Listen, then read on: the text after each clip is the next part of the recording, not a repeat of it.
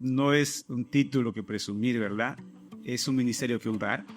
Y cuando sale la palabra soy pastor, noto que la gente nos mira distinto. ¿Sí? A veces te mira con agrado y dice, no, pues, si no, bien voy a la iglesia. Algunos, pero otros como que dicen, pinta su raya, ¿no? La secundaria, terminando la secundaria, dije, y escribí en mi carta, Señor, si tú me permites llegar a Mérida, fíjate la idea, te voy a servir. Porque yo era consciente de que lo que estaba haciendo estaba mal. Y mientras hablaba en lenguas, yo estaba escuchando, que estaba detrás de mí, poniendo sus manos. Y me dijo esas palabras así sencillo, tú llevarás mi palabra. Y fue lo que me movió a tomar la decisión por cambiarme de lugar. No se cambien por las chicas, no va yo. Cámbiense si Dios los manda, entonces sí. Entonces el percibir su presencia. Pero entendí conforme iba buscando al Señor que ese noviazgo no era para mí, que no todo va a ser miel sobre hojuelas. Yo salí de Betel cuando fui por mis documentos, salí a la puerta y dije, nunca más voy a regresar a este lugar. Estaba tan enojado al escenario, a nuestro centenario, así éramos los olds, y estábamos en el trenecito y cuando sentí el deseo de abrazarla y ella no hicimos el trabajo, íbamos gozando, nos dijo, puedo comprar eso con un préstamo y empezar, pero Dios me dijo, no te llamé para eso. Pues uno piensa que siempre hace lo mejor. Claro. Pues nunca nadie me había mostrado mis defectos. Nunca. Pero ya se lo tomó en serio.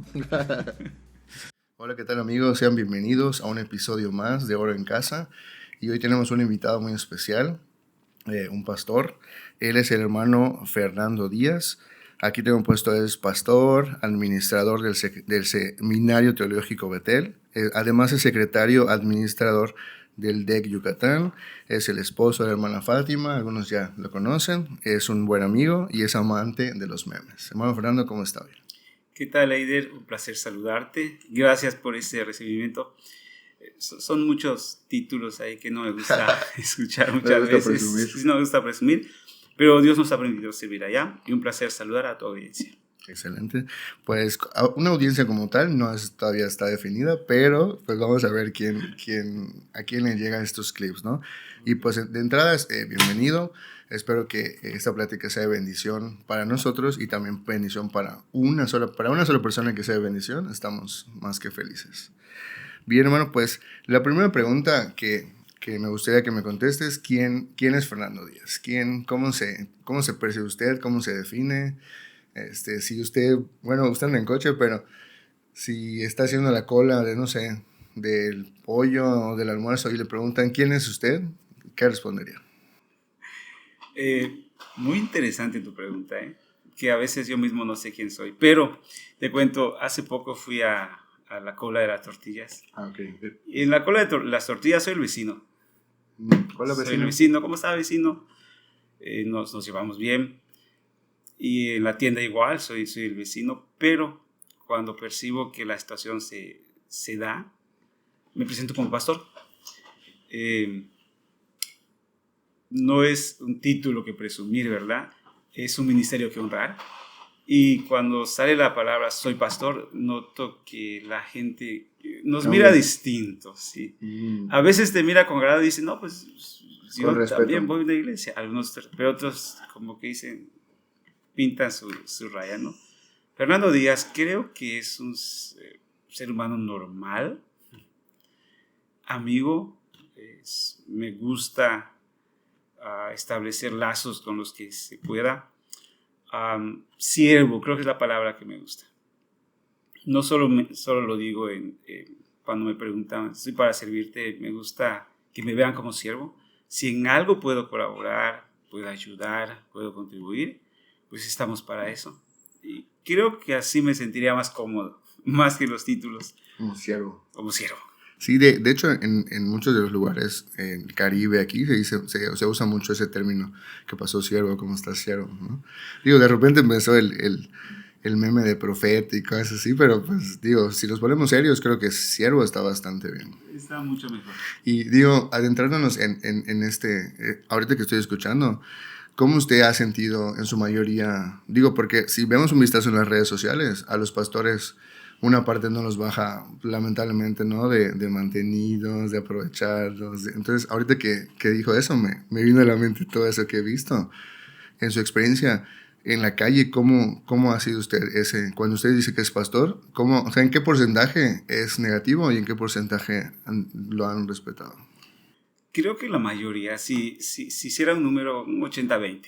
80 de 80 positivo. de positivo. O sea, creo que la forma en que nos relacionamos, la gente un poquito nos conoce y es ahí donde es muy importante dar el testimonio de Cristo. O sea, conducirte con los valores cristianos es fundamental. Entonces la gente te identifica como el que no roba, el que no miente, como el que no te va a dejar mal, el que no es impuntual, el que llega a tiempo y el que te puede ayudar.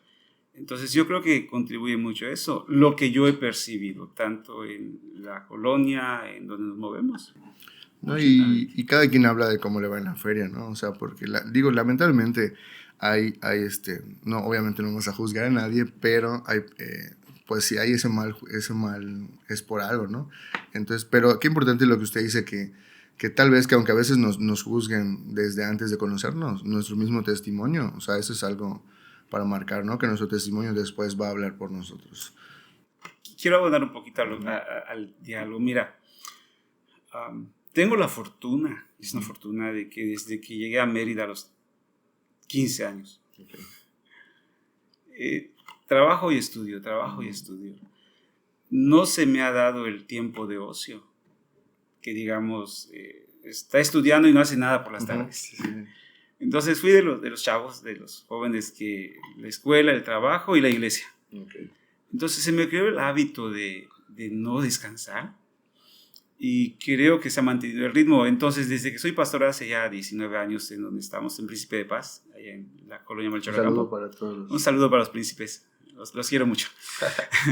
Llevamos ya casi 20 años en la congregación siendo pastores, pero estos 20 años no hemos ocupado ese espacio de ser únicamente pastor que va a la iglesia y después se queda en casa. Sí. Es todas las ocupaciones, los ministerios, estamos a tiempo completo. Yo siempre he dicho que Dios tiene sus planes porque la gente no nos ve como alguien que solamente va a predicar, sino que estamos ocupados a tiempo completo.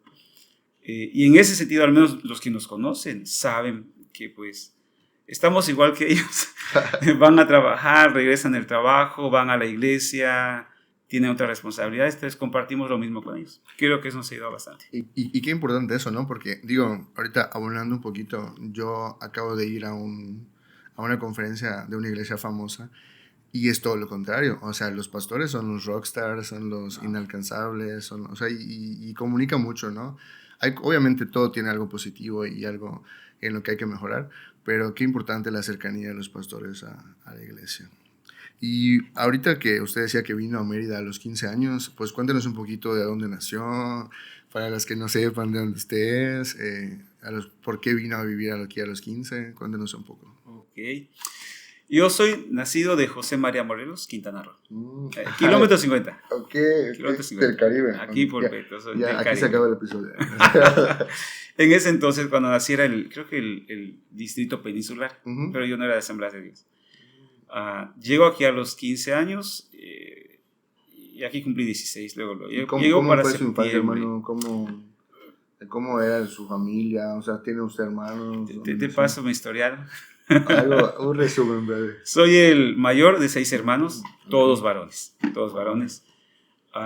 Yo nací en kilómetro 50 a los 5 años, 6 años más o menos. A los 5 años llegué a Mérida, en la colonia Amelia Solórzano, aquí cerca, y empezamos la primaria. Estuvimos 3 años en Mérida, primero, segundo y tercero.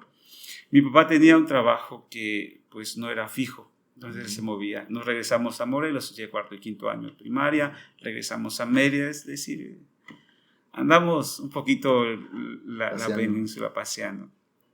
Y la secundaria estudié entre kilómetro 50, 2 años, primer año aquí en Mérida. Ese andar me abrió la expectativa de que cuando llegué a la decisión de quién quería ser yo y qué es lo que quería hacer de mi vida, yo puse mis ojos en Mérida. En Morelos terminé la secundaria. Esos años fueron, tremendos, porque aunque de niño conocí la palabra, mi adolescencia estuve lejos de Dios, estuve perdido. Pero sí a los 15 años tuve el clamor durante la secundaria de decir, Señor, si tú me permites llegar a Mérida, te cuento que yo escribí una carta a los 15 años. Escribí una carta a Dios. Estaba en la secundaria. En la secundaria, terminando la secundaria, dije, y escribí en mi carta, Señor, si tú me permites llegar a Mérida, fíjate la idea que tenía, te voy a servir. Porque yo era consciente de que lo que estaba haciendo estaba mal. Okay. O sea, una vida de adolescente. De adolescente. Pero mi tierra prometida era Mérida. Y yo dije, aquí en el pueblo termino el bachiller y ¿qué voy a hacer? Y soñé con venir a Mérida a servir a Dios y ser un ingeniero, un profesionista. Así llegué a Mérida a los 15, 16 años y de allá estoy acá. Hace mucho. No sé qué te gustaría más. No, está perfecto. O sea, digo, y ya de ahí, a los 15 años, o sea, usted llegó a los 15 años aquí. O sea, ahora sí que Dios se lo permitió. ¿Y usted a los 15 años hizo caso a esa promesa? ¿O lo no? primero que hice fue ir al culto en el templo donde cuando era niño conocí la palabra, la EBDB, la importancia de la EBDB. Estamos en tiempos de EBDB. Promoción. Promoción para que vayan, inviten a alguien. Inviten a alguien, ¿no? La palabra que se siembra en los niños queda permanentemente. Entonces yo llego a la iglesia Emmanuel, que ya no es de asambleas, pero era de asambleas cuando nos convertimos. Y lo primero que hice fue llegar al templo. Y en la banca de atrás, doblar mis rodillas. Se siente, hay una sensación de extrañeza. Sabes que estás sucio, que eres indigno, pero dobla las rodillas y sabes que el que está de aquel lado de la oración te recibe con los brazos abiertos. Es una sensación muy importante. Cumplí mi promesa. Sí. Usted fue y ahí se arrodilló y se arrepintió de todo. Hasta hoy. ¿En serio? Hasta hoy. O sea, wow. Anécdotas de esa época. Yo venía, insultaba mucho durante mi adolescencia. Yo era de insultar bastante. Y en las primeras oraciones le dije a Dios, Dios mío, ya no quiero volver a insultar. Okay. Así. No quiero que mis labios den palabras ofensas. No quiero. Y le dije al Señor una oración de adolescente. La próxima vez que tú veas que yo voy a insultar, Señor, haz que me muerda la lengua. O sea, así, medio loco, ¿no? Sí. No pasó mucho cuando en una emoción quise insultar y me mordí la lengua. Hasta hoy se me quedó y se le quitó completamente. Dios me cuidó. O sea, ha sido muy bueno conmigo y en eso me ayudó bastante. Wow, qué tremendo, ¿no? O sea, qué bendición, ¿no? Porque de repente muchos de los adolescentes luchan todavía con eso, pero pues yo pienso que Dios tenía algo preparado ya para con usted, que también le ayudó a cumplir esa palabra, ¿no? Y ya de ahí de que usted honra esa promesa con Dios, ¿cómo fue el momento en el que Dios lo llama a usted para ser pastor? Bueno, seguimos con mi biografía. Yo voy a descargar tu podcast y voy a apuntar y lo escribe todo. Pues me convierto a los 15 y empiezo a usar el Señor con todo el corazón. Me bautizo a los 16, que eran 3 meses después. Pero ya dentro de mí, de hecho a veces platicamos con la hermana Fati, con mi esposa, ese detalle, que de niño jugábamos a hacer cultos y yo era el pastor que predicaba. Pero es un llamamiento gradual que Dios va poniendo en el corazón. Cuando uno empieza a sentir el deseo de ir más allá de lo que un cristiano hace, ¿no? Yo quería buscar más a Dios, que Él me ministre más, que Él me perfeccione más mi carácter. Y el llamamiento ocurre en un culto, no sé, creo que tenía como 19 años más o menos, y un culto después de la predicación. Ya sabes que los pentecostales somos en eso, predicación, altar. Oración. Pasé al altar y un hermano, que todavía recuerdo bien, me dio una palabra que me cimbró. Hablaba él en lenguas, y mientras hablaba en lenguas, yo estaba escuchando, que estaba detrás de mí, poniendo sus manos, y me dijo estas palabras así sencillo: tú llevarás mi palabra. Así nada más. Es todo. O sea, entre todas las lenguas, usted escuchó, tú llevarás mi palabra. Me lo dijo así: tú llevarás mi palabra. Para mí fue un llamado, una confirmación, y empezaba el proceso, ¿no? de saber qué es el llamamiento, qué es el ministerio. Fue increíble. Siempre anhelé el bautismo con el Espíritu Santo. En la iglesia donde iba lo buscaba experimenté la presencia del Señor, pero fue muchos años más adelante que el Señor me bautizó. ¿Y para qué edad o en qué momento considera usted? Digamos, O sea, usted se convirtió verdaderamente a los 15. a los 15. ¿Recibió el llamado? A los 19. Ah, ok. Así. Conocí a la hermana Fati por esa edad, más o menos. Ok. A veces nos adelantamos, pero está bien. Bueno, pero no, vamos a dejarlo Y hablar más. digamos, el llamado, donde usted sintió seguridad de que iba a ser pastor, ¿cómo a qué edad más o menos? Serán 21. 20.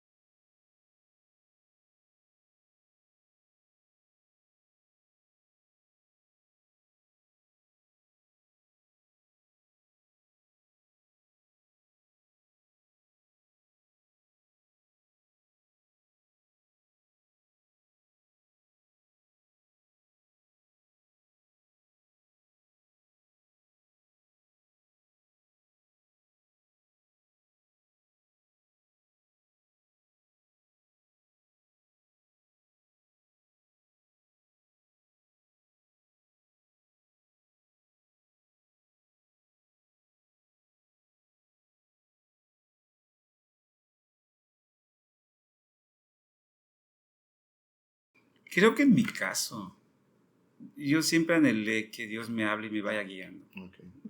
Una etapa de lo que venimos platicando. ¿Quién es Fernando Díaz? Viví muchos años sin mi papá.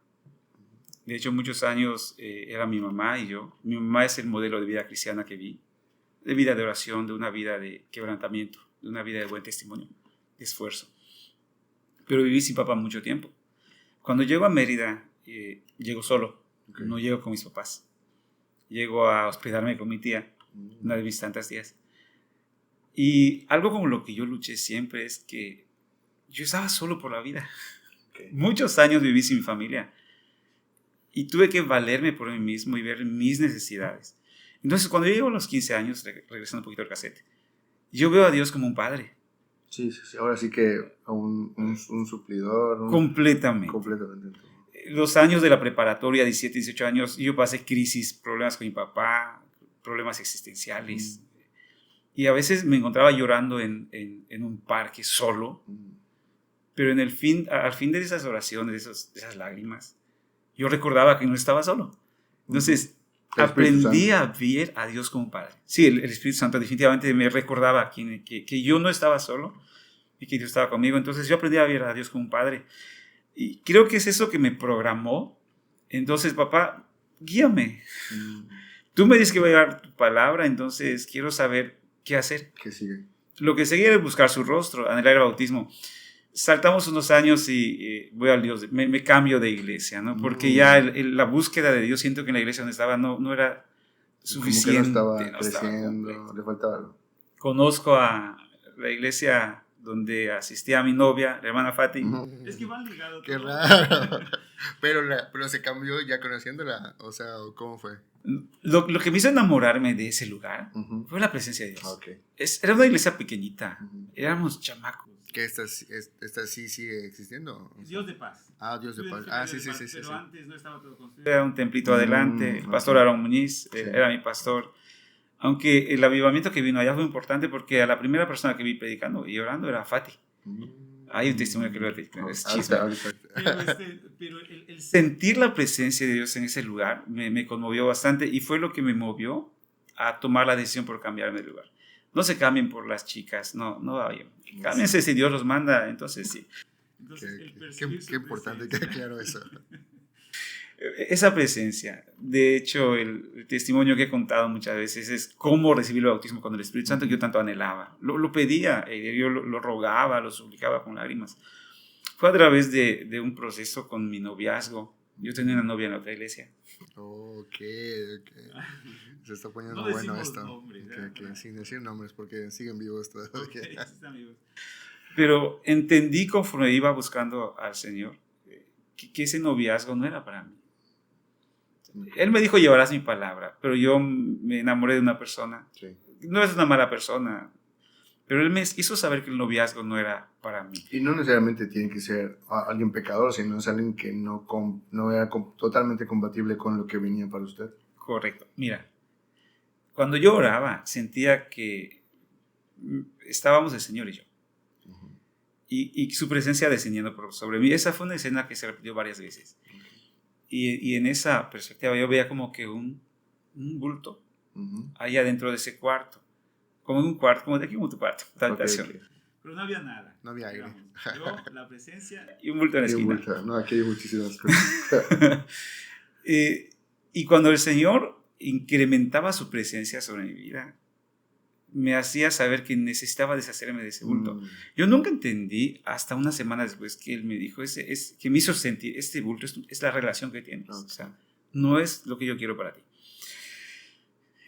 Tardé varias semanas. Tú dices fechas hace rato. Yo no tengo fechas, pero sí más o menos. Entonces, tardé varias semanas cuando el Señor me empezaba a ministrar y sentía esa gloria que tocaba el corazón.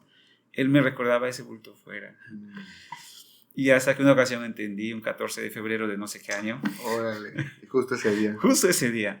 Que el Señor me dijo, no. Y yo le decía, Señor, cuando yo decía no, la presencia se iba y quedaba frío. O sea, algo extraño. Sí. No lo hagan en casa. Esa parte recomiendo saltársela. Dios tiene sus formas y sus momentos con todos nosotros. Conmigo fue así. Y esa ocasión yo decidí, está bien, Señor, tú ganas. Agarré, me levanté, fui con esta joven, esa señorita, y le dije, sabes que lamentablemente siento que esto no va a funcionar, porque siento de parte de Dios que no va. Déjame pasar este momento y si después Dios me dice que siempre sí regresaremos. Un chavo, ¿no? Sí, qué difícil. Yo me fui, terminamos esta relación. Me fui desconsolado a casa un par de días y creo que fue un sábado, un domingo, después de un culto, porque el pastor nos dejó. Y terminando el culto nos quedamos viendo unos a otros, los chavos, estaba Gerardo, varios de la banda. Y nos quedamos a orar.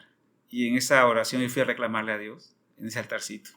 Iba a decirle, Señor, y antes de que yo diga cualquier cosa, el Señor me bautizó con su Espíritu Santo. Wow. O sea, lo que yo entendí que era de Dios, Él me confirmó que sí era.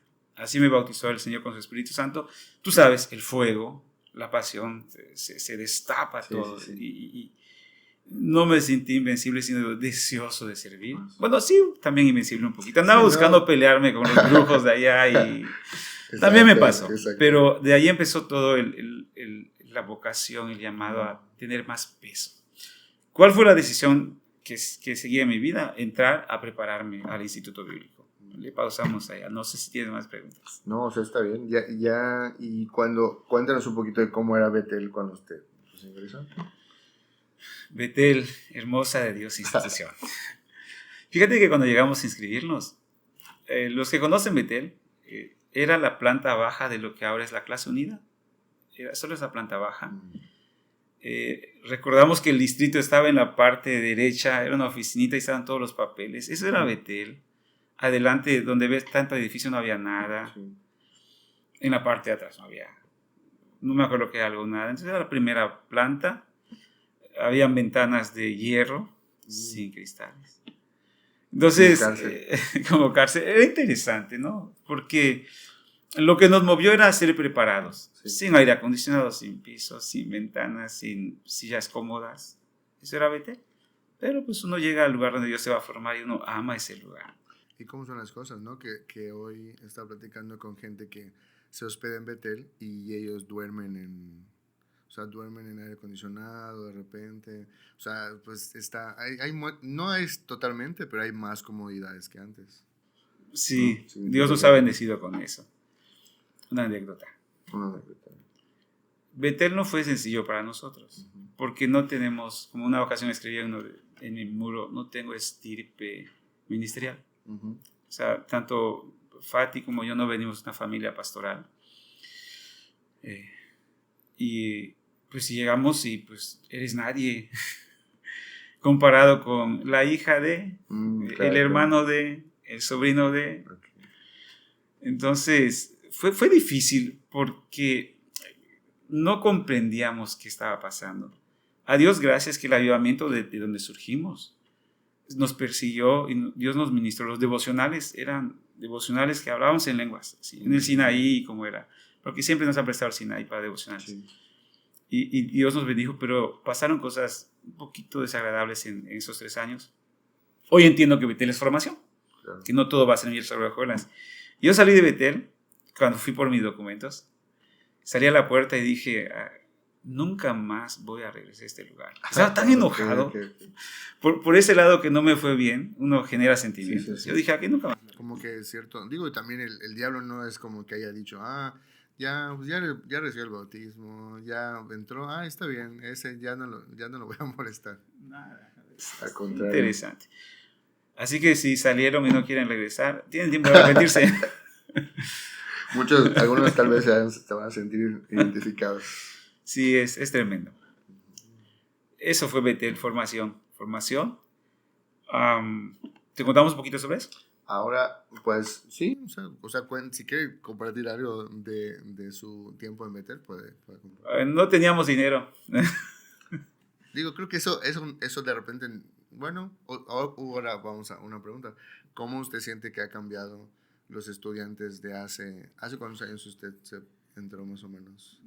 O sea, si lo podemos englobar, ¿qué será? ¿20, 25? 21, 22 años. Ahí está, 20, vamos a decir 20 ¿cómo hace cuántos años? Como 25. ¿Cómo eran los estudiantes de hace 25? Ya nos dijo que no había mucho dinero. ¿Y cómo son los estudiantes de ahora?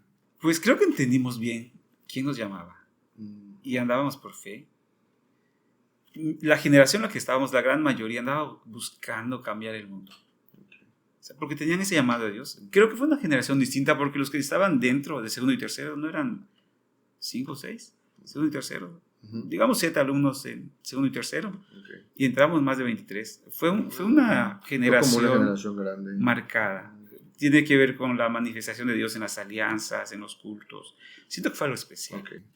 Algo de parte de Dios, de un avivamiento especial que trajo como fruto una camada de pastores, de grandes ministros, que hoy se encuentran, pues casi como usted. La mayoría está en el ministerio.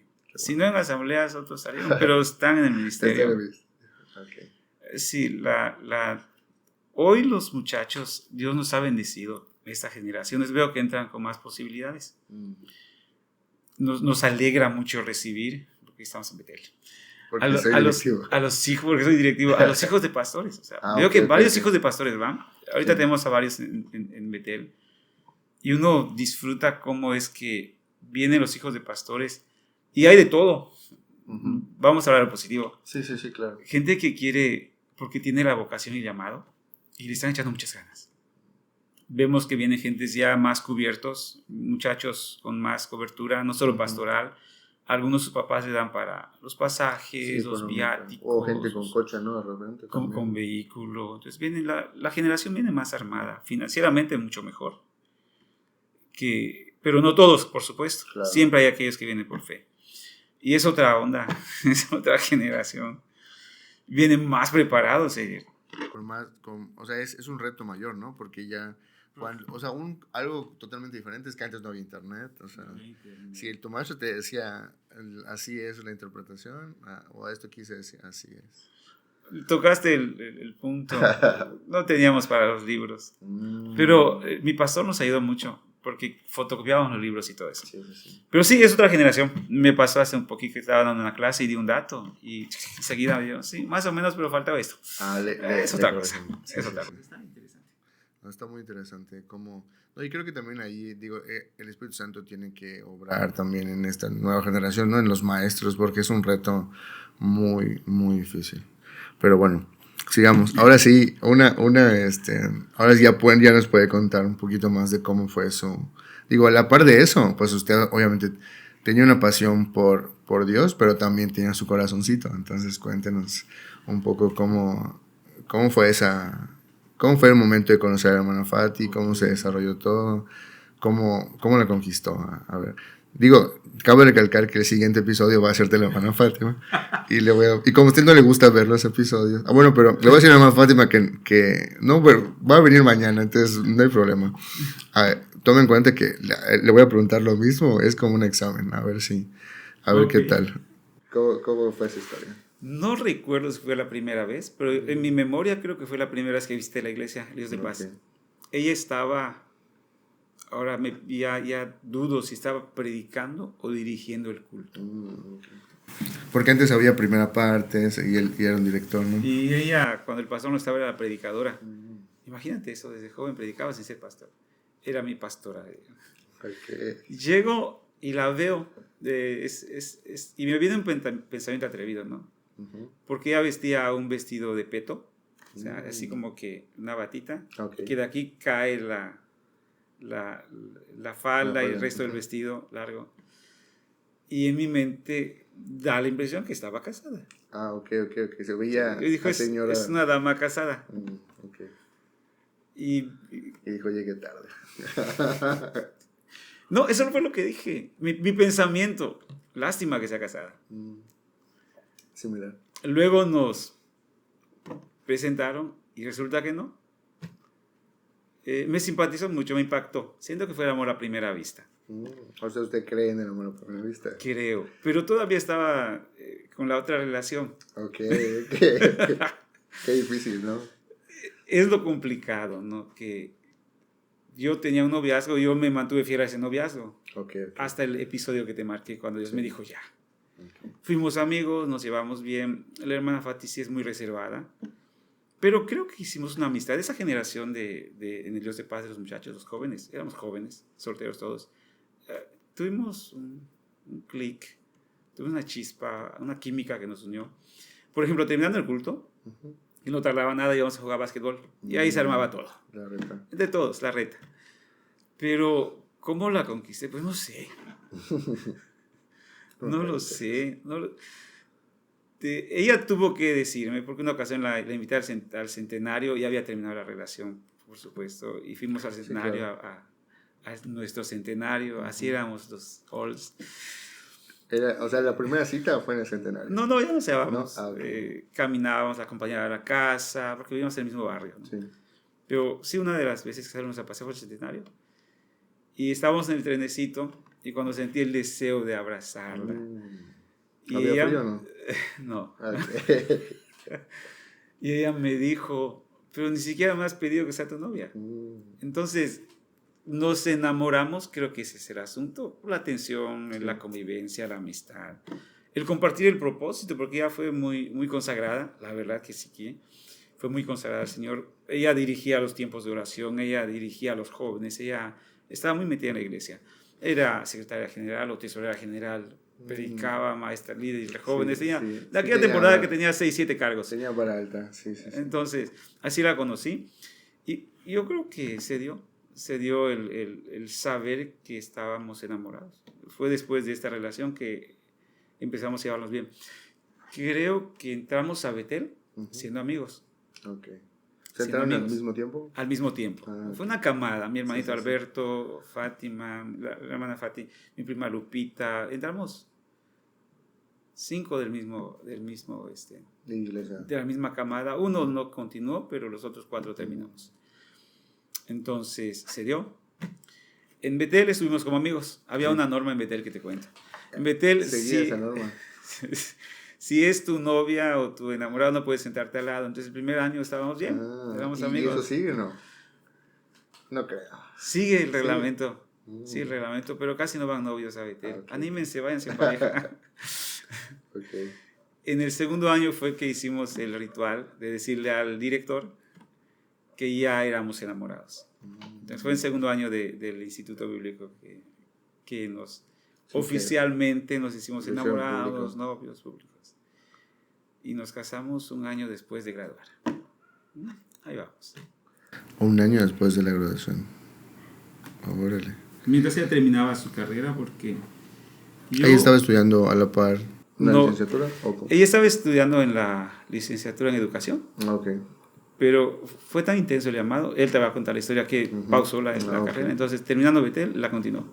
Sí, digo, sí, y sí hay varias historias de esas, ¿no? Como que prefieren dejar todo, ¿no? O sea, el llamado es tan así que dejan todo. Yo estaba en el TIC, estudiando Ingeniería Industrial en Producción. Okay. Y ya no pude continuar. Eso es una de las cosas que a veces añoramos. Y dice mi esposa, ¿por qué terminaste? No se dio. Pero en sí, dejamos todo eso. ¿Punto Dios le ha hablado sobre eso? ¿O le ha hecho sentir algo sobre eso? Como, digo, o sea, valió la pena. O sea, obviamente sabes que valió la pena, ¿no? Porque es el Evangelio. Pero internamente, humanamente, ¿usted todavía anhela eso o ya está bien con eso? De decir. Creo que ahí te comparto. ¿O qué consejo le daría a las personas que tienen eso?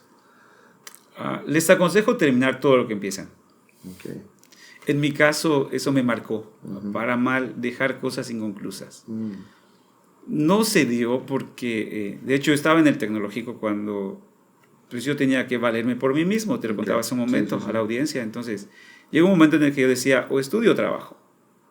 Hoy son afortunados los que ya tienen becas y tienen o sea, en mi caso, y yo creo que eso fue de Dios, no lo lamento, fue una etapa muy, muy distinta.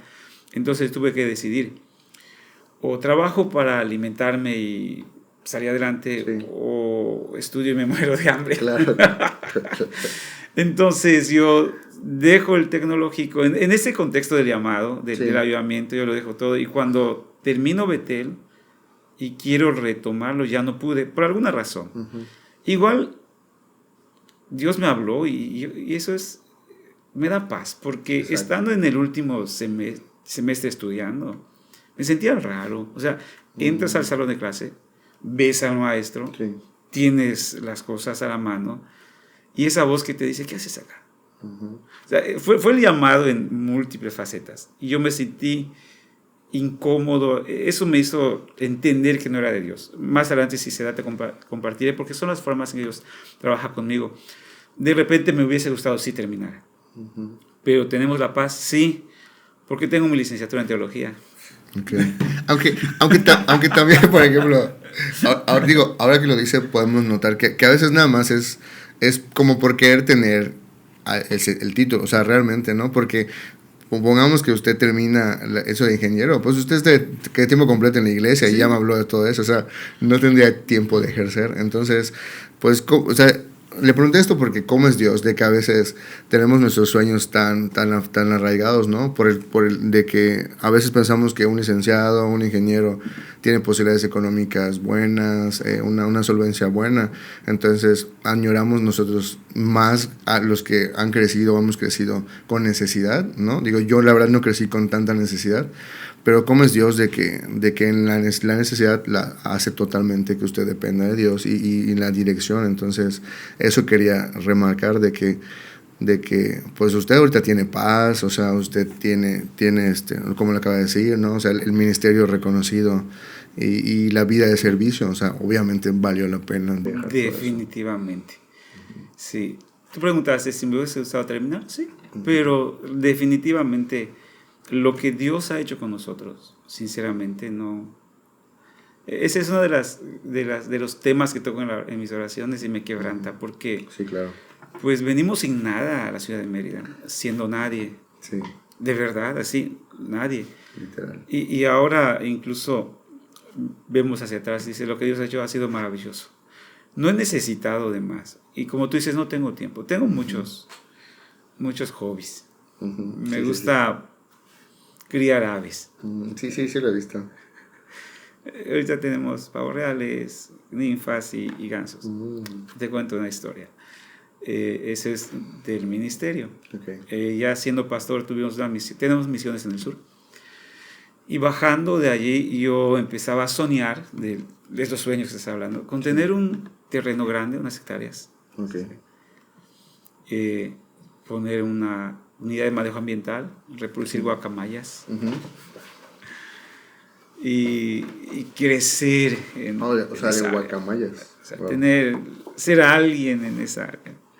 Pero lo que te decía hace rato, Dios es muy acertado conmigo al bajarme los humos, al hacerme saber cuándo sí y cuándo no. Okay. En esa ocasión me dijo, no te llamé para esto. Sí, yo venía solo manejando la camioneta, fuimos a la misión, hicimos el trabajo, íbamos gozando, nos digo, puedo comprar eso con préstamo y empezar. Pero Dios me dijo, no te llamé para eso. Entonces, creo sinceramente que la obediencia trae bendición. Y pues si los que nos están escuchando acá o alguno de ellos está en el ministerio, creo que es importante saber hacer lo que Dios nos manda a hacer. Y a veces no parece la gran cosa, pero la obediencia en el tiempo donde Dios nos tiene es clave para que te desarrolles y Dios te dé lo que Él quiera darte. No, y digo, este es un ejemplo de algo que, pues, que Dios tal vez sabía, ¿no? Que tal vez lo iba a distraer o algo así. Porque también hay ejemplos, ¿no? Me imagino que usted, y regresando un poquito a lo que usted dijo, yo le iba a preguntar qué manera de Dios, de cómo mover todo, porque me imagino que usted ni siquiera le pasaba por la mente. Ahí, o sea, imagínense al Fernando del parque llorando. Uh-huh. ¿Qué le diría? O sea, ¿qué le diría el Fernando del parque llorando?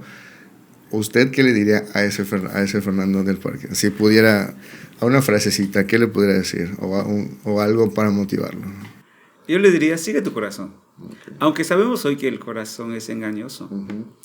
Pero en ese Fernando del parque, okay, su corazón estaba gobernado por Dios. Okay. Entonces lo que Dios ponía en el corazón de Fernando siempre fue el impulso para superarse. O sea, cuando Dios me decía, deshazte de eso, en el corazón lo sentía, me deshacía. Uh-huh. Y sí, las lágrimas fueron muchas y los momentos difíciles, pero el seguir la voz de Dios hablando al corazón, así lo creo. Eso le diría, sigue tu corazón. Sigue tu corazón. Y hasta hoy lo seguimos haciendo. Excelente, no, qué bueno.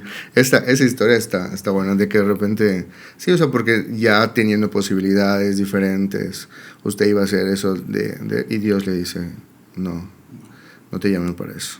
Excelente. Bueno, pues, ¿cuántos años lleva usted con la hermana Fátima? Ahora vamos, actualmente, ¿cómo empezó su historia en el Príncipe de Paz? Bueno, llevamos casados, perdóname si lo olvidé. Este año cumplimos 22 años. Okay. La vi la primera vez en el Dios de Paz. Nos hicimos novios en el segundo año de Betel. Nos casamos al año de haber graduado. Y estábamos en una etapa donde el hermano Felipe Sabido nos invitó a colaborar. En ese entonces era el pastor del Príncipe de Paz. Okay. Y trabajamos allá sirviendo como colaborador de jóvenes, como pastor asociado de jóvenes. Los dos, como matrimonio. Como matrimonio. Ah, bueno, eso es un tema interesante, sí. Empezamos con matrimonio y sí, nos invitaron a trabajar. Al poco tiempo, durante ese año, fue que los años, sí, perdón, tu audiencia no los tengo muy claros, pero en ese año Dios el hermano Felipe siente el deseo de moverse, okay, y se mueve el pastor para salir de la iglesia. Mientras yo éramos colaboradores, nos dejó como interinos por 3 meses, de un septiembre a diciembre. En ese inter nos invitaron a colaborar en una iglesia, nos querían como pastores. Pero si algo nos mueve a nosotros es cumplir los compromisos. Okay. O sea, yo dije, voy a cumplir con el pastor ese tiempo y no me muevo con la iglesia hasta que yo termine lo que tengo que hacer. Resulta que el hermano Felipe termina el tiempo, el pastor, y se va. Y empieza el proceso para elegir pastor en la iglesia. Y viene el ejecutivo, los líderes de ese entonces, moviendo a la junta plenaria a que pidan pastor. Fueron al distrito a solicitar pastor. ¿Tú conoces el proceso? Sí, claro. La lista de los predicadores. Los pretendientes, los candidatos. Fue una etapa dura porque pues apenas estábamos empezando el matrimonio. Uh-huh. Y ya de repente este primer sacudo. Sí, claro. Y yo siempre he dicho, no me voy a aferrar a algo que yo quiera. Yo prefiero depender de Dios. Y en el cuarto con la hermana Fati, ahí orando, jóvenes, casados. Le dijimos al Señor, si quieres que quedemos como pastores, si es tu plan que quedemos en el Príncipe como pastores, no quiero que haya elecciones. Pero ya habían pedido la lista. Ok, era así algo inusual. Inusual. A la semana siguiente vienen a preguntarnos por el secretario y el tesorero, hermanos, si la iglesia les pide como pastores, ¿ustedes aceptarían? Y la respuesta fue, sí, aceptaríamos. Claro. Sí, Dios sabe. Y se fueron, nosotros seguimos orando a Dios, porque para mí era un golpe que al quitarse el pastor no me inviten a ser pastor. Ok, sí, claro. Y no sí, porque usted que ya o sea, usted en ese momento había trabajado tanto tiempo Pero sinceramente yo no hice mucho por quedarme como pastor, porque también lo medité, dije, no voy a trabajar para quedarme como pastor, o sea, no voy a usar plan con maña. Y Dios nos lo concedió. Luego nos llegó la invitación, y vinieron al distrito para decir que la iglesia quiere a Fernando y a Fátima como pastores. Así quedamos como pastores. Es que el matrimonio va ligado, el corazón está de por medio, caminamos juntos. Si puedo recalcar algo de mi esposa, es que ha sido una compañera muy leal y muy fiel. O sea, que de que nos amamos, sí, muchísimo. Pero para nosotros el matrimonio y el ministerio van de la mano. Entonces, desde entonces quedamos como pastores. Yo agradezco mucho a Dios por la esposa que tengo. Sinceramente, creo que fue la mejor decisión. Para mí a veces es el yunque sobre el cual Dios me da forma. Consejo para las esposas: sean prudentes, sean sabias y no se callen, pero hablen bien, sale. Porque uno como varón, especialmente cuando viene sin formación, sin educación, imagínate, alguien que solo terminó la prepa, carrera trunca, con una licenciada en educación. Las perspectivas son distintas. Sí. Alguien que viene del campo, del monte, del barrio, con alguien que creció en la ciudad, que se desarrolló, cuyos hermanos mayores estaban en Estados Unidos y le enseñaban tantas cosas, ¿no? Dos mundos distintos. Sí. Y uno en su orgullo como hombre quisiera decir, cállate, déjame decidir a mí. Pero no, es una mujer que sabe hablar, y que muchas veces ha tenido razón, no digo siempre, pero la gran mayoría me ha contribuido mucho a mi crecimiento personal. Si tú comparas al Fernando de hoy con el Fernando que estaba en el parque, es otra cosa. Mi carácter, mi temperamento, que aunque dicen que uno nace con eso, sí lo puedes moldear. Claro. Hasta mi outfit, con eso te digo. Okay. Si tú ves la imagen que me veo, cuando me veo bien, soltero. Fati estuvo allá. Ella eligió. Cuando estoy desalineado, Fati no está en casa. No, y qué importancia de, como usted dijo, tener una compañera que no solamente sea una cara bonita, ¿no? Obviamente la hermana, en este caso la hermana Fati, es agraciada, ¿no? No podemos... Muchísimo. Entonces, porque muchas veces como jóvenes nos vamos tras la cara bonita, ¿no? Pero qué importante, pues, ver ese trasfondo y ver también esa unción del Espíritu Santo en la persona, o sea, realmente buscar una ayuda, pues, que sea útil, o sea, una ayuda idónea, como dice la Biblia. Entonces, pues, ¿qué consejo usted le daría ya en este contexto a los jóvenes que en este momento buscan una relación o ya la tienen? ¿Qué les podría decir? Bueno, sabemos que los requisitos muchas veces pasan desapercibidos, ¿no?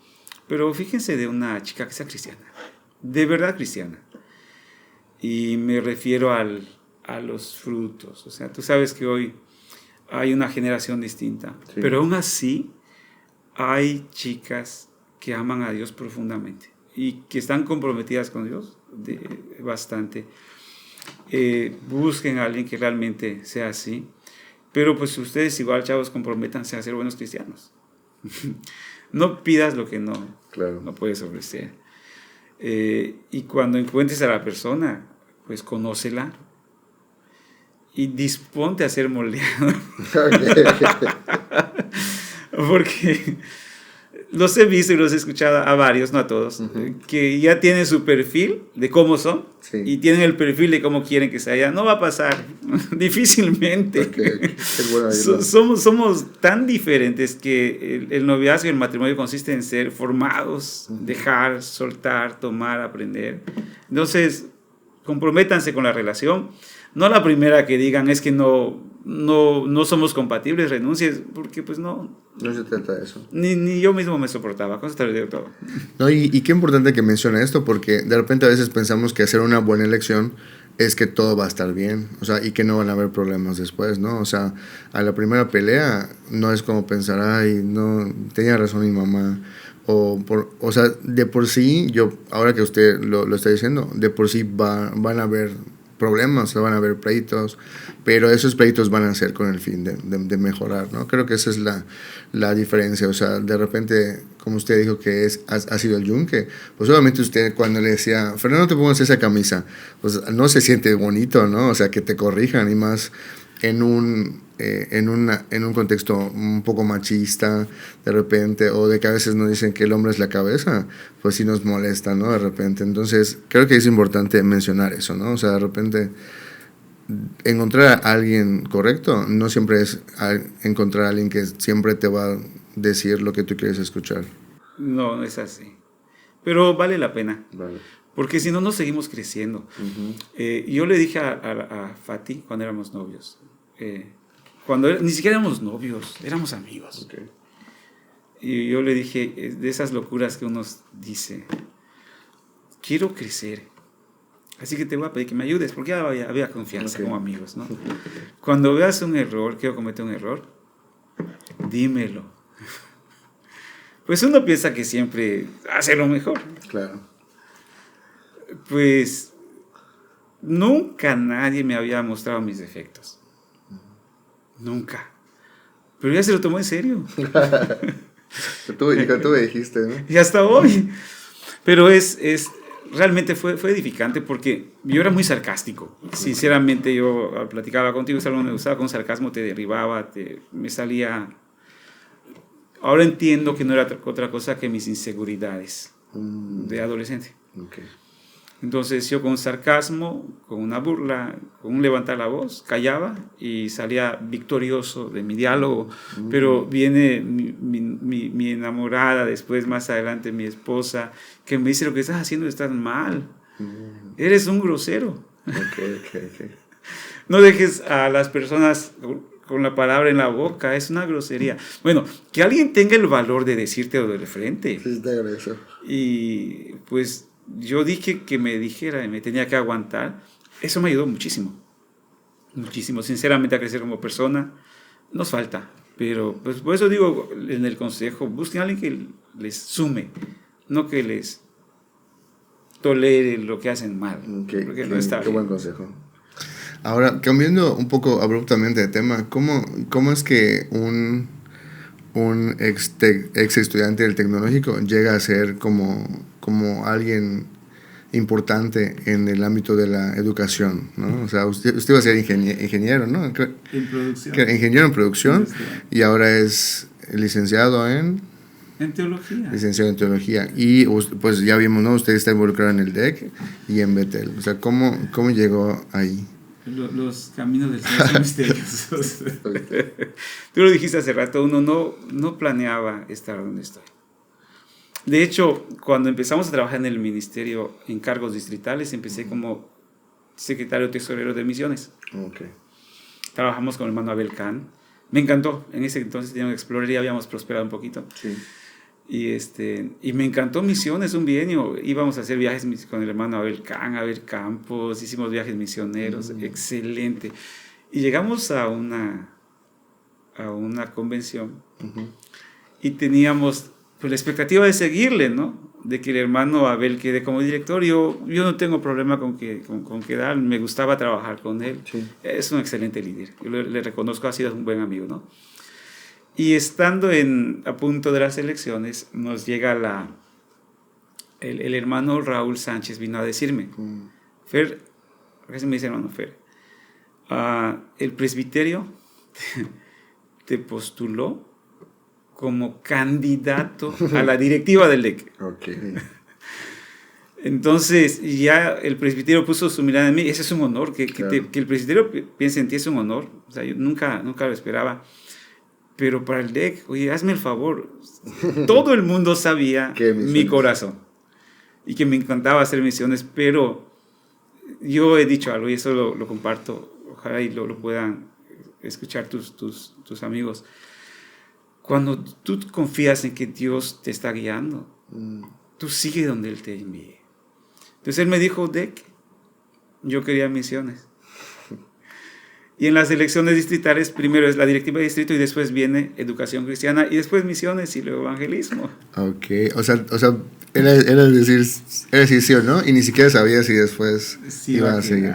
Yo dije, para mí, sinceramente, voz del presbiterio es voz de Dios. Okay. Quiero aclarar algo.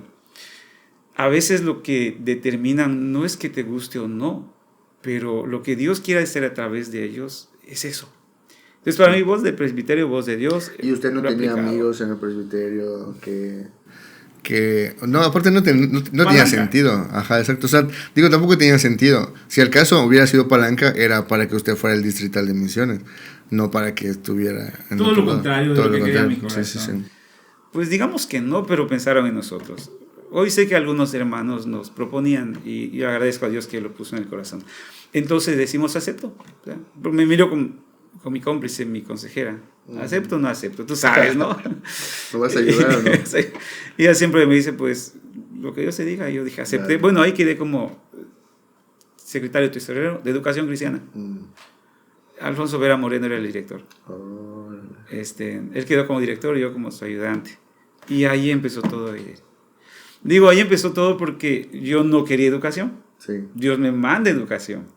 Porque quería misiones. Y en ese bienio se arma la cumbre mundial de educación de misiones, educativa, en Cancún, la primera que se arma. Y yo voy como parte del LEC, porque una de las cosas que me gusta es cumplir con mis responsabilidades. Claro. Y vamos al LEC, al consejo, y me doy cuenta que los que están enseñando y predicando son misioneros. Todos ellos. Órale. Entonces digo, el Señor me quiere acá. Y fue el camino, se consoló mi corazón y entendí que era por allá. Y fue a raíz de ese cargo, yo supongo, que cuando se cambia la directiva de Betel, hace ya casi 10 años, nos invitan para ser candidatos a tesorero de Betel. Entonces fue de la mano, o sea, como que Dios te quita esto, como te que dice, no lo podía ver hasta después. Hasta después. Y aquí estamos, siendo ya el 10º año de la administración de Betel. Como administrador, 10 años, digo, es una década. Estoy viejo. No digas eso, por favor. Entonces tú dices, ¿cómo llegó? Así llegué, por azares de la mano de Dios. No hay destino acá, creo que es Dios. Y por eso yo insisto siempre a los que están en el ministerio, aprendan a escuchar la voz de Dios y vayan en esa dirección. No importa si no hay nada, si Dios les manda, va a haber. Sinceramente que sí, se los aconsejo mucho.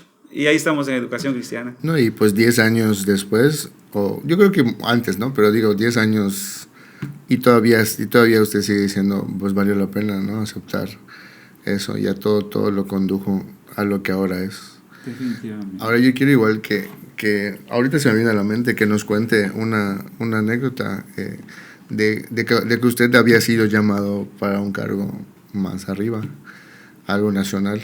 Me acuerdo que me había contado alguna vez, ¿no? Entonces, obviamente hay mucha gente que anhela algo así también, ¿no? Entonces, sí. Cuéntenos un poquito de esa anécdota. Creo que tu podcast va a ir en esa dirección, entendiendo el ministerio, el llamado y aceptándolo.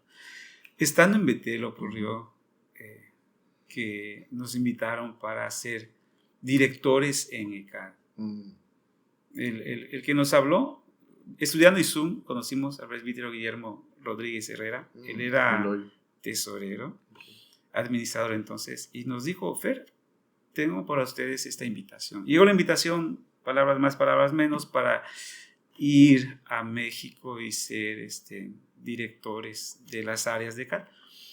Yo le pedí que me ayude a llevarlo en oración. Sí.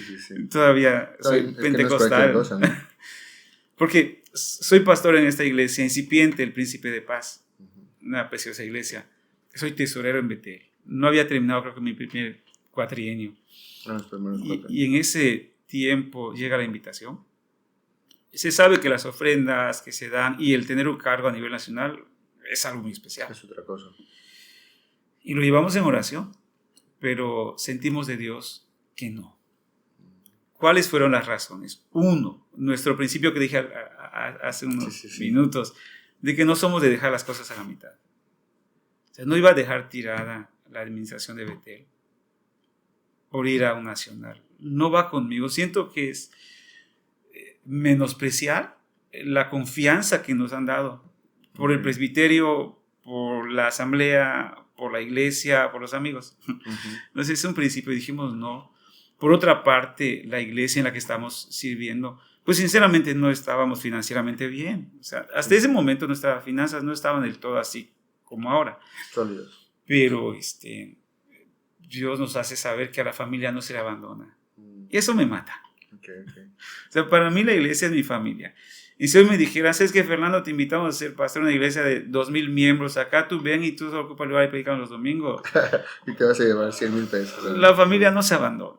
O sea, hay lazos profundos. Y cuando hablé al hermano, le dijimos, hermano, le agradecemos por la invitación, que la verdad que es, wow, o sea, es un privilegio que muy pocos reciben y muchos sueñan. Claro, muchos anhelan, ¿no? Muchos están esperando eso. Y hablando con el hermano, le dije, pero vamos a agradecer y a declinar su oferta. Un agradecimiento, ya no es agradezco en la iglesia, ahora es agradezco nacionalmente. Sí, fue, tú sabes. No, es difícil. Que el ambiente te queda, hice lo correcto, ¿sí o no? Sí, totalmente. Si yo me he sentido bendecido de colaborar en algunas cosas nacionalmente, no me imagino cómo se siente rechazar un cargo que puede ser permanente sin ningún problema. Y lo fue el director que invitaron, acaba de salir el año pasado. Imagínense. Pues imagínate, casi una década Una década, por ejemplo. Pero sí, siempre va a haber la incertidumbre de saber, hiciste lo correcto. Mi esposa, siempre mi preciosa esposa. ¿Y será que no aceptaste porque tenías miedo? ¿Sentías que no estabas preparado para el cargo? Qué golpe, ¿no? Es difícil. Pero son las preguntas necesarias, sí, claro. Porque nos confrontan. Yo, pues, me aferro. Pues es que suena muy bonito decir Dios la familia. Me dijo. Suena muy bonito decir, sí, por la iglesia, la familia, pero qué tal que es cubriendo el miedo, ¿no? Pero qué importante es otra vez una compañera como sabia, correcta, sabia. Sabia que siempre dialogamos todo. Si vamos a invertir algo, si vamos a comprar algo, si vamos a cambiar un mueble. Por ejemplo, ella es la que decora y la que elige. El gusto. Pero aún cuando ella va a escoger un mueble, siempre me pregunta. Claro. A mí me gusta trabajar, aprender eso, pero ella siempre ha dicho, dialogamos, y al final me dice cuando no sabe, no llegamos a un consenso exacto. Ella me dice, lo que tú decidas está bien. Fue una de esas decisiones. La verdad fue un privilegio muy grande. Me sentí mal por haber rechazado, por la incertidumbre. Pero si tú me preguntas, ¿valió la pena? Yo creo que sí. Porque Dios no solo nos bendijo dándonos un nombre, porque eso de, como tú dices, tenemos un lugar en el ministerio, claro. es un privilegio muy grande que no viene sino de Dios. Y hay temor porque pues hay que dar el testimonio, ¿no? Entonces, y en todas las áreas, incluso en el crecimiento personal, ministerial, Dios nos hizo crecer y nos bendijo. No, y también cuando no buscas eso, Dios también, pues Dios te promociona, Dios te pone en el lugar.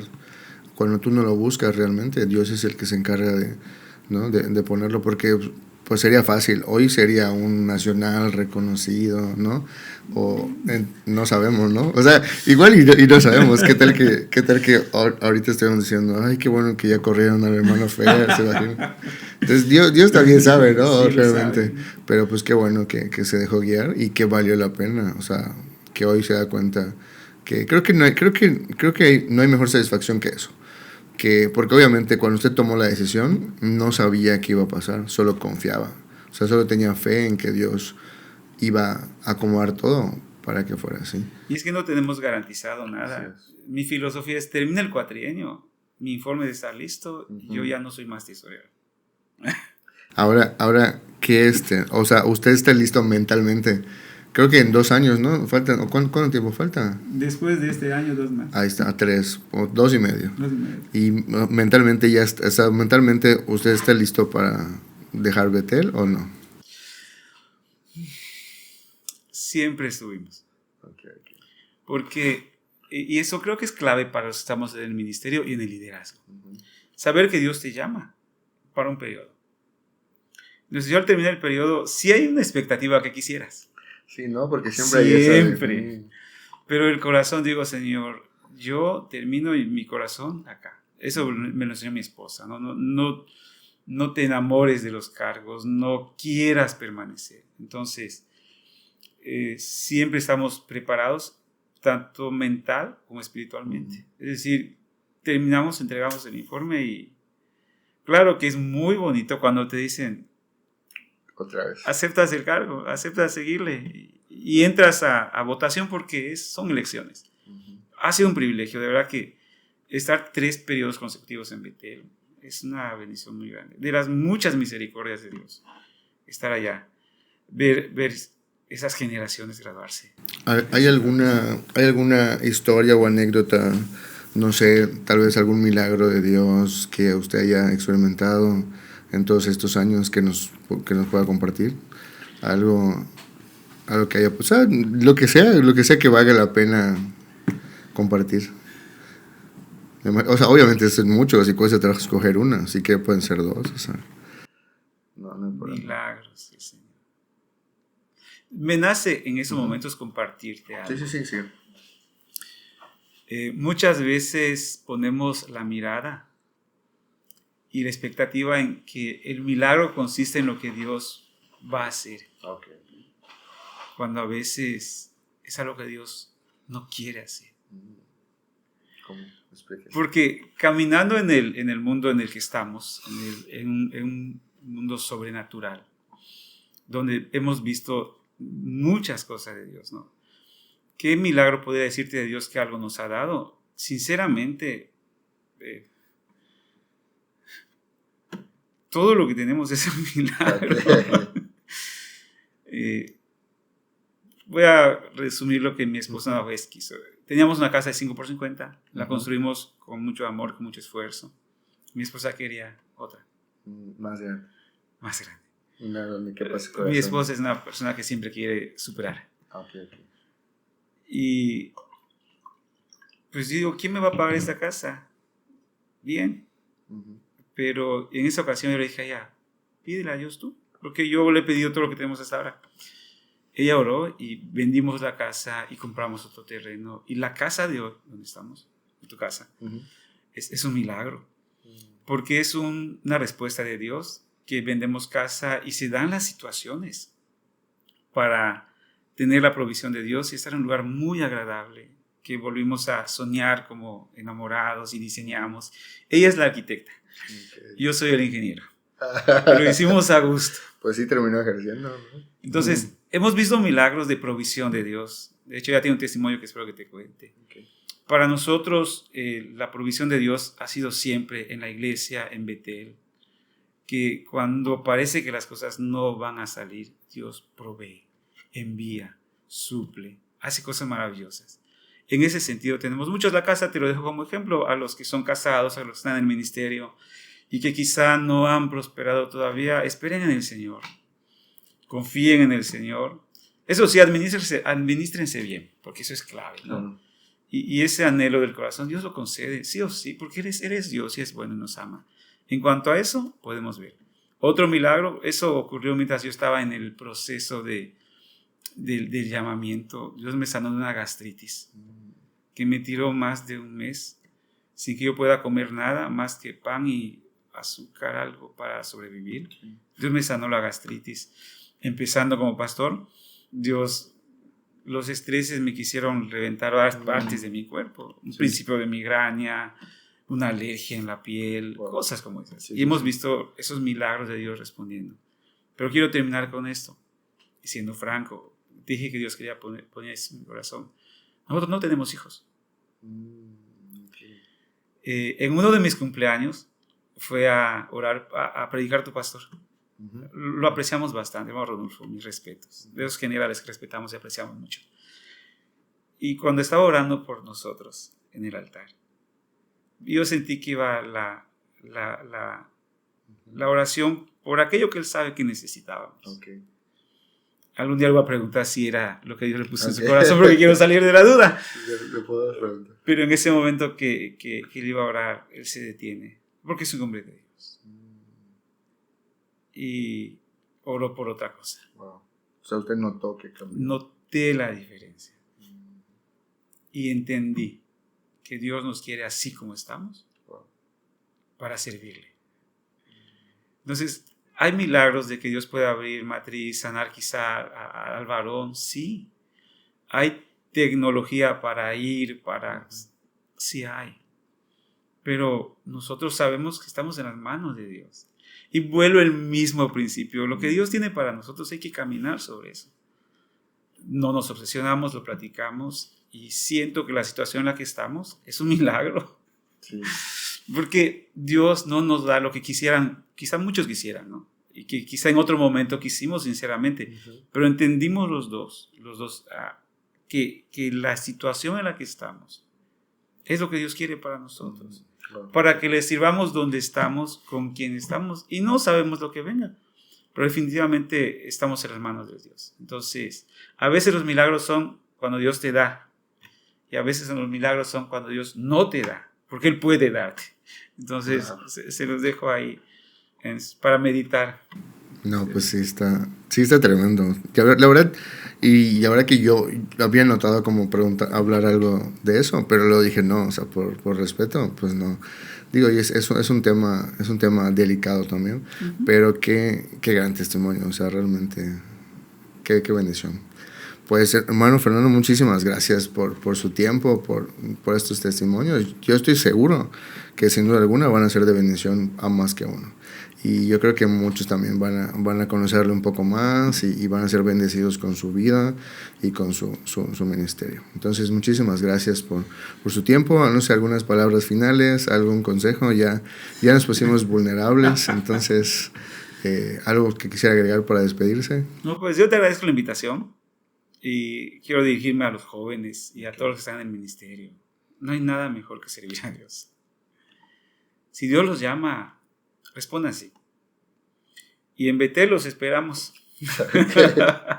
Betel es formación. Vamos a llorar con ustedes. Vamos a acompañarles. Y a todos los que nos vayan viendo, estamos para servirles. Le rogamos al Señor que Dios permita eso en nosotros y en toda la generación de cristianos, que seamos siervos del Señor. Y sí, un poquito sensibles, conocimos unos amigos. Sí. Y Dios te pone en el camino amigos que me enseñaron esa frase y nos dijeron en aquella ocasión: tenemos la paz de Dios.